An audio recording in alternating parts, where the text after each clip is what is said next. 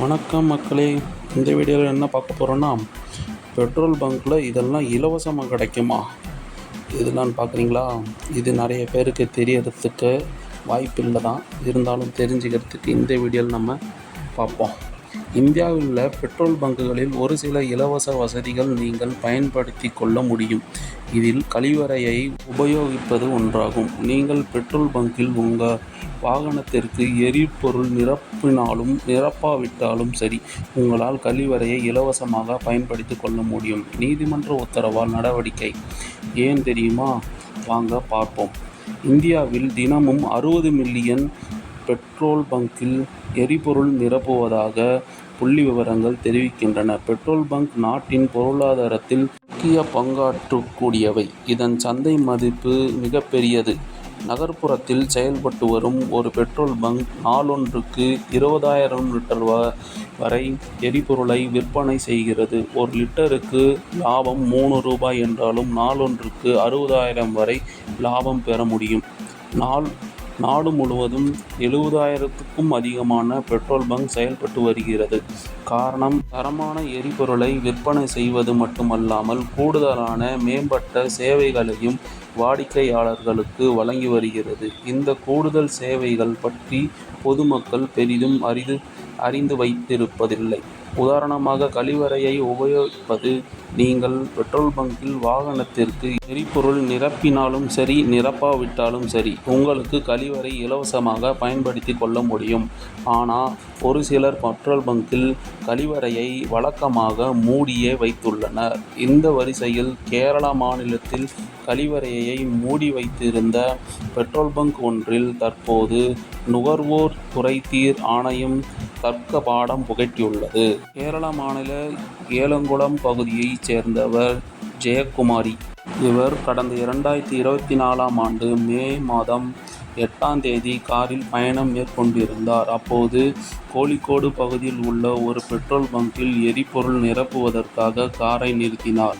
அந்த சமயத்தில் கழிவறையை பயன்படுத்தியாக வேண்டிய சூழல் அவருக்கு ஏற்பட்டது. ஆனால் அந்த பெட்ரோல் பங்கில் கழிவறையை மூடி வைத்திருந்தனர். எனவே கழிவறையை திறக்கும்படி பெட்ரோல் பங்க் ஊழியர்களிடம் ஜெயக்குமாரி கூறினார். ஆனால் அவர்கள் கழிவறையை திறக்கவில்லை. அதற்கு மாறாக ஜெயக்குமாரியை மோசமான வார்த்தைகளில் பேசியுள்ளனர். இதன் காரணமாக ஜெயக்குமாரி காவல்துறையின் உதவியை நாடினர். விசாரணை நடத்தினர். காவல்துறை அதிகாரிகள் வருகையை பின்னர் தான் பெட்ரோல் பங்கில் ஊழியர்கள் கழிவறையை திறந்துவிட்டனர். இருந்தாலும் ஜெயக்குமாரி வழக்கு தொடர்ந்தார். திட்ட நுகர்வோர் குறைதீர் ஆணையத்தில் இந்த வழக்கு விசாரணை நடைபெற்று அதிரடியாக தீர்ப்பு வழங்கப்பட்டுள்ளது.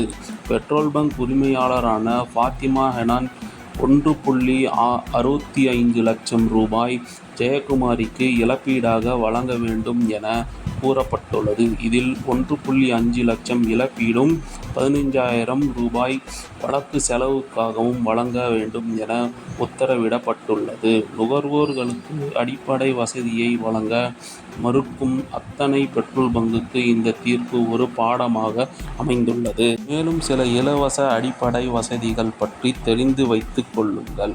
நீங்கள் எரிபொருள் நிரப்பினாலும் சரி, நிரப்பாவிட்டாலும் சரி, உங்கள் டயர்களுக்கு கட்டணம் ஏதும் வசூலிக்காமல் காற்று நிரப்பப்பட வேண்டும். காற்றுக்கு கட்டணம் வசூலிக்க கூடாது. இது முற்றிலும் இலவச சேவை ஆகும். ஒருவேளை உங்களிடம் கட்டணமாக பணம் கேட்டால், அது எவ்வளவு குறைவான தொகையாக இருந்தாலும் கூட நீங்கள் புகாரை பதிவு செய்யலாம். இது மட்டும் இல்லாமல் எரிபொருள்களின் அளவு மற்றும் தரம் ஆகியவற்றை நீங்கள் பரிசோதித்தும் பார்க்கலாம், இலவசமாகத்தான். இந்த பரிசோதனைக்கு நிர்வாகம் அதற்கு மறுப்பு தெரிவிக்க கூடாது. அதுபோலவே சுத்தமான குடிநீர் முதலியவை தேவை.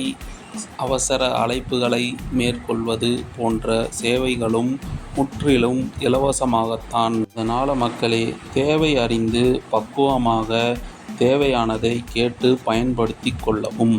நன்றி, வணக்கம். தேங்க்ஸ் ஃபார் வாட்சிங். Follow us to support the page. மீண்டும் அடுத்த வீடியோவில் சந்திக்கலாம். நன்றி, வணக்கம்.